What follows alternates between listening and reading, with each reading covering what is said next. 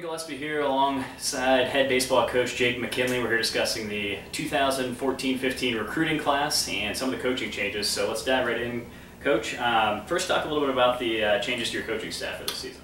I'm thrilled about the staff coming in. We were able to hire David Tufo, who was here for 3 years and then was gone at Santa Clara for a year, which is just a fantastic hire for us. Not only is he a Bay Area guy, but he's a proven infield guy who also has recruited at a high level at Menlo. And I think a great example of that is Daniel Comstock. Comstock is a guy that I would say is a top 20 player in the country in the NAI, and was definitely overlooked by a lot of Division I schools. And he's really here because of David Tufo being relentless and turning over stones. So I think he's going to help us both on and off the field. And then obviously, as an infield guy, he's proven there, and that's evidenced by the fielding percentage back in 2012. Perfect. Also have another coach coming back, Coach Gibbons. Yeah, Mike Gibbons, a great hire for us. Former softball coach here, actually, but the thing about him is he's been a college head coach for a number of years. He's been a high school head coach for a number of years. So during the interview process, he was outstanding in terms of his baseball knowledge, but on top of that, he's a great guy. And he's a guy that throws left-handed BP, which is just kind of a rare commodity to have on your coaching staff. And so, the ability to get him on our staff is, it's only going to help us in terms of manpower, but baseball-specific stuff.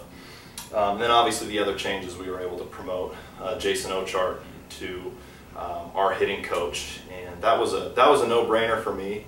He's a really well-researched guy who knows what he wants to teach, and he knows why he wants to teach it, which I think is so important in this generation. So, adding him to that spot, I think, is only going to help our hitters continue to get better. We were pretty offensive last year as it was, but I think there's still more to get, and I think he's the right guy to get it out of them. Great. And dive right into that recruiting class, 14-player recruiting class, got some pretty exciting players on there. What were some of the most important areas that you addressed in this recruiting class? I thought in the recruiting class, the pitching and the catching were the two most important things, and we got some guys there to fill some holes that are just exceptional gets for us. I think on the mound, 3 guys come to mind for me. Thomas Cox, first and foremost, was a bounce back from the University of San Francisco, and he's the kind of guy that I think could come in here and anchor our rotation and be one of the better guys in our conference, maybe in the country. He's 6'3", left-hander who, he's going to pitch in the mid to upper 80s with a great breaking ball, great ability to throw strikes. He was an all-West Coast Conference guy as a true freshman at USF, so he's not only well-tooled, but he's had a ton of success at the college level. CJ Romero, a freshman out of Archbishop Mitty High School locally. He's another guy. He almost reminds me of Dan Comstock, just on the mound, in the sense that I think a lot of people missed on him. And we were relentless recruiting CJ, and we're thrilled to have him. He's a guy that's going to pound the strike zone, and I have no doubt as a true freshman he's going to make a huge impact for us. And then, another arm that should be an impact guy is Skylar Fuss. He comes out of College of San Mateo, and for 2 years he was basically their most reliable guy. Both years had an ERA under 2.5, pounds the strike zone, competitive kid. I think he's going to be a huge get for us. I don't know what role he'll pitch in, but either way, I have no doubt he's going to help us become a better team. And then offensively, you did lose some stalwarts in that lineup from the last couple of years, in Mickey Phelps, James Through, Kyer Vega. What do you look for as far as replacing them?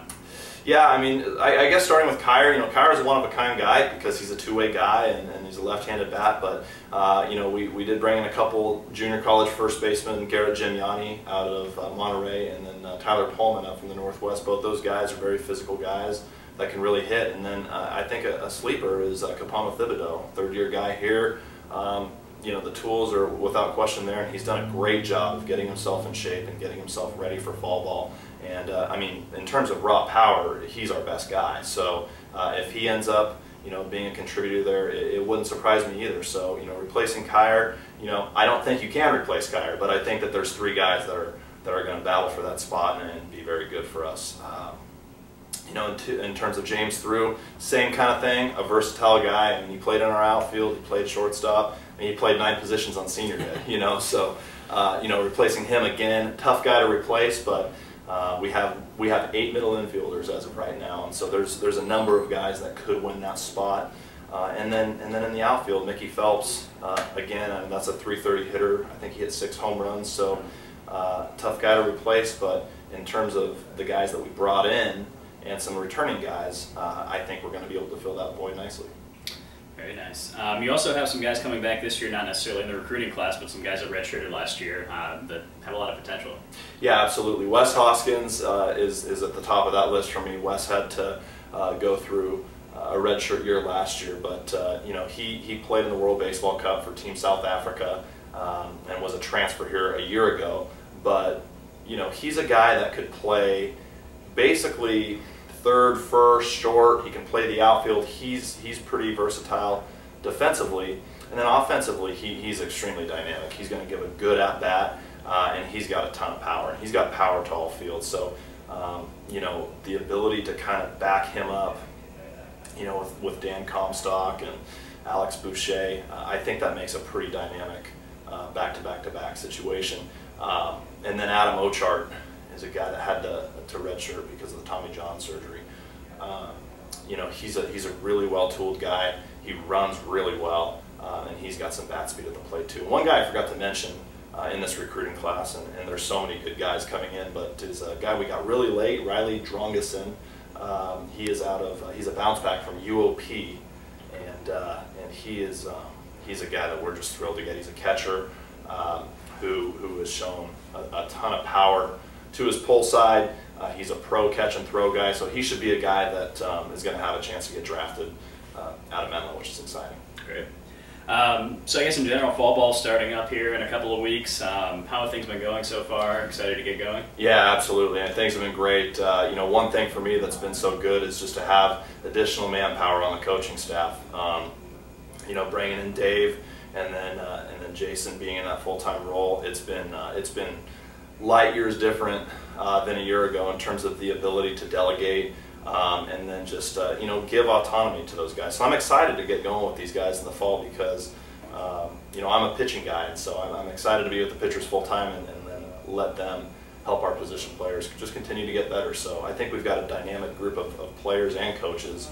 You know, and on top of that, I think we have a group of good people. I mean, good baseball guys, but good people first and foremost, and that excites me more than anything. Great. So exciting things on the horizon for 2014-15. Thanks for your time, Coach.